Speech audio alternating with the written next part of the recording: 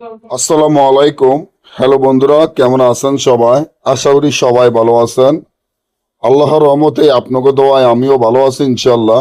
স্বামীকে বাধ্য বশ করা, পরকীয়া থেকে ফিরিয়ে আনা এমন পরীক্ষিত আমল, যে আমলটি আমার স্ক্রিনে আপনারা দেখতে পাচ্ছেন।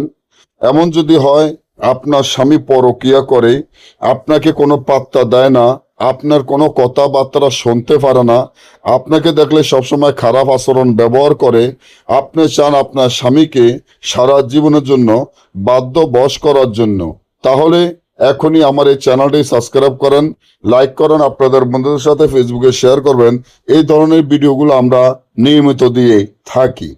যাদের স্বামী কথা শোনে না, যারা অশান্তির মধ্যে আছেন, সংসারে সবসময় অশান্তি থাকে, সংসারে কোনো সুখ নাই, শান্তি নাই, এবং দিনের পর দিন দেখবেন যে আপনার স্বামী আপনার সাথে খারাপ আচরণ ব্যবহার করে, আপনি চান আপনার স্বামীকে বাধ্য বশ করার জন্য, তাহলে যে নকশাটি দেখতে পাচ্ছেন, এই নকশাটি ঠিক যেভাবে আছে সেভাবে লিখিয়া, নকশার নিচনে স্বামীর নাম, তার পিতার নাম, আপনার মায়ের নাম লিখিয়া নকশাটি মনামনি নকশার ভিতরে দিয়ে একটি শৈল মাছের গলায় বাঁধিয়া নদীতে ছেড়ে দিলে সাথে সাথে আপনার স্বামী সারা জীবনের জন্য আপনার বাধ্য বশ হয়ে আপনার কথা মতো চলবে, আপনার কথা উঠবে, আপনার কথা বসবে।